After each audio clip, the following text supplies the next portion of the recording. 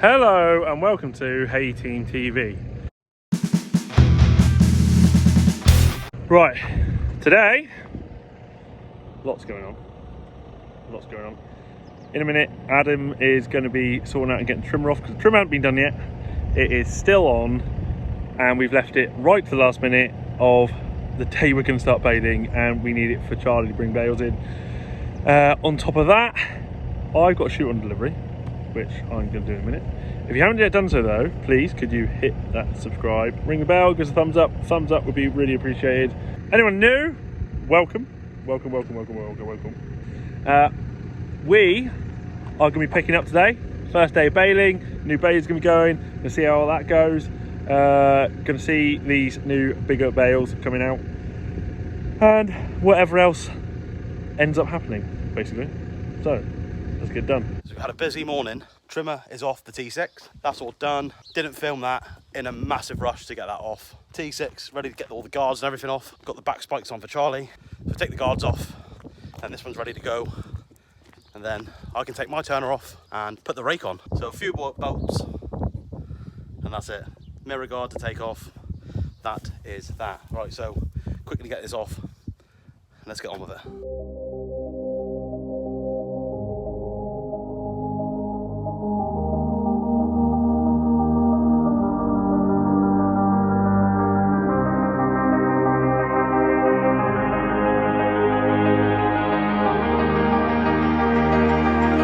Right, now that's off, just a mirror guard to go.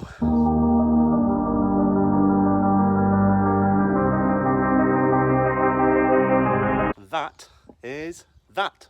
So he's ready to go. Now I've got to go and hook my machines up. And it's so bloody hot.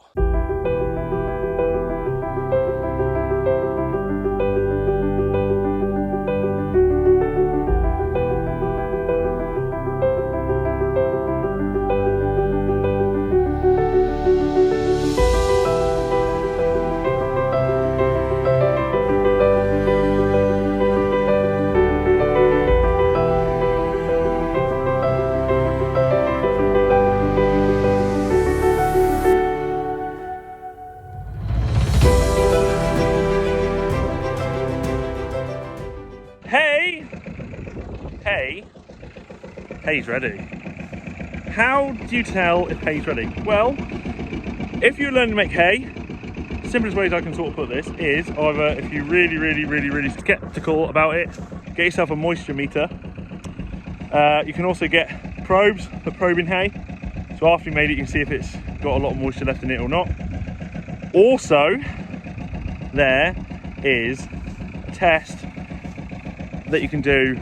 Like, some people say they can do it by eye. I'm a bit skeptical on that because, like, it can be a little bit more moisture in there than you think. Now, hay should float, not fall.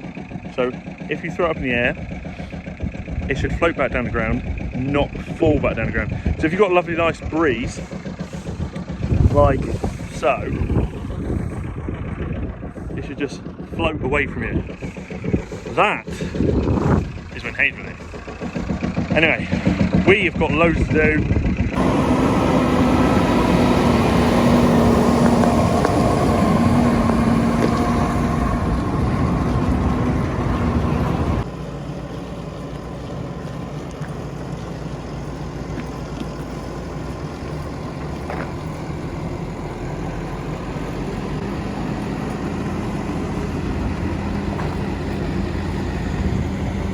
Right, so I'm up at farm 2, just setting my wrapper up, and we got no battery again. Now what happens is, I know this thing's charging, I know this thing's got a new battery.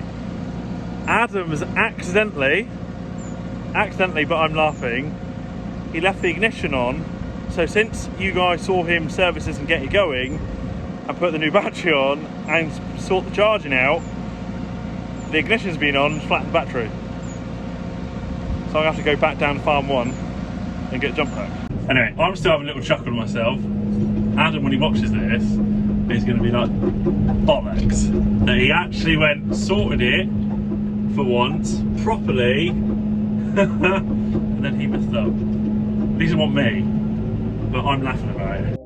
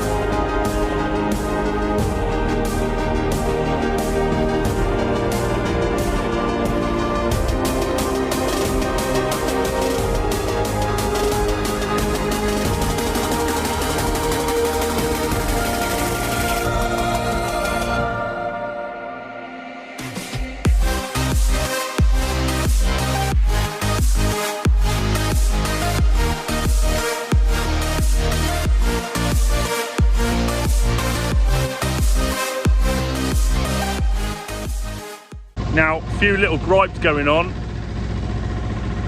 We should have, a while ago, spun this thing up quite a bit, got oil through everything. With wrappers just sat over winter, for some reason, it takes ages for it to get its sort of head out of there, so working out what it's got to do.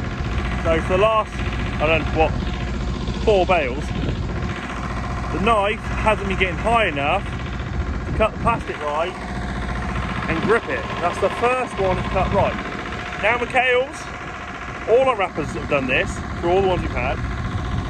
Don't know why it does it, it's nerve than you're used to. It's not a problem, but it does test patience when you first start the beginning season, especially when you forget at the very beginning that it's going to do it. So now the forefoots are coming off properly. I also found another little problem. For some reason, I've got a loose bolt here, which I'm going to see what I can do with in a minute, so I don't rip the plastic. So the little bolt, fortunately the side tip, I've just cancelled the side tip because these forefoots just never want to go in the right place. So now they're just going off the back like they used to on their round. The little bolt, I haven't got a spanner small enough with me, and my snap-on spanner, which is here, is bent, and that bit's broken. You know, snap-on spanners that never break. Anyway, that, as they're lifetime guaranteed, that one I will try and get replaced. Good spanners most of the time. But the only other spanner I got will be like twice the size of that one, and I can't get into the nut. I can get to it easy enough because you can push up the side, because it's got a side tip on it, even though I've just turned the side tip off. I'm going to have to sort of hope, well, it'll be alright, the bolt's gone back in far enough now. I need to get a big curved washer on it. I think it's where the rubber pulled through last year, accidentally. Me picking up bales, caught it, something like that. It happens. You wrap enough bales, you break all sorts. It just goes with it. There's nothing you can't get away with it, or get away from it. Anyway, first field is gone just over halfway, as you can see on the aerial footage. Voila. We are starting to make headway. We've got a hell of a lot of way to go. Hoping to, we'll soon see this afternoon how much hay we've got to bring in. Oh, wrapper's misbehaving again. Problem is, I have the wrapper perfectly set up for 5'5s, right? We don't do very many 4-foots anymore. I can't be asked to just change settings suddenly when usually 4-foots it doesn't fine, but for some reason right now on the first view it's been awkward. Right, finally back down home farm. Wrapper's away. So far I haven't actually seen a bale that comes out this new baler, so I'm just wandering over to have a look, and that is quite a bale. That is quite a bale. If Hedge was about, I'd get him to stand next to one, but he's not. But so that is the full size of the bale, but my man had a bit of a squeak going on, so he basically was like, brand new baler, first day baling, don't want to break it, don't want to wreck anything. So what he did was he stopped it and just tweaked them down a little bit. So I don't know if you can tell here, that one, just so you just basically knocked them down 3 inches, basically just to stop a squeak. And then obviously mchale will come down and they will have a look and tell us what they think about it.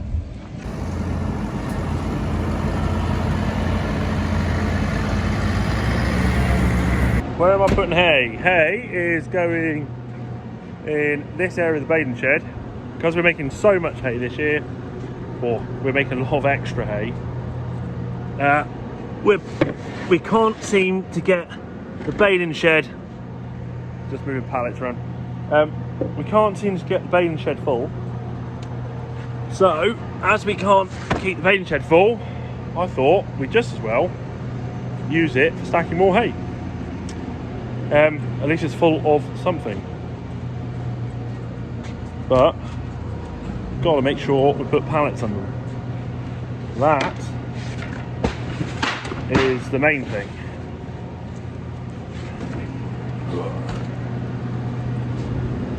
So just carrying pallets around,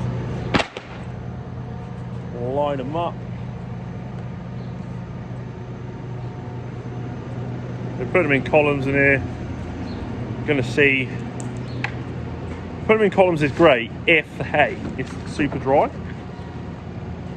but if there's any moisture left in it, it can cause, don't worry, pallet just fell to bits. If there's any moisture in it at all, really we prefer to put them on their rounds. Don't ask me like why it worked there, it just always seems to. But I'm going to start getting some of this in.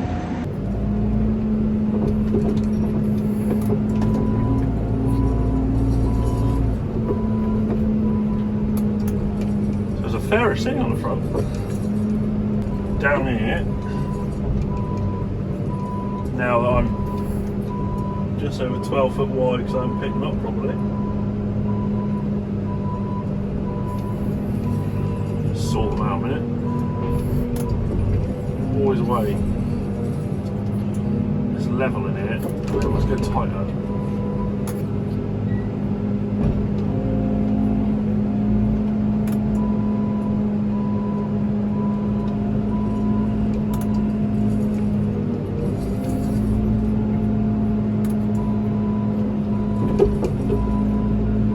I know what you're all thinking we could do with a tower stacking grab. Trust me, I totally agree. But good old faithful spikes.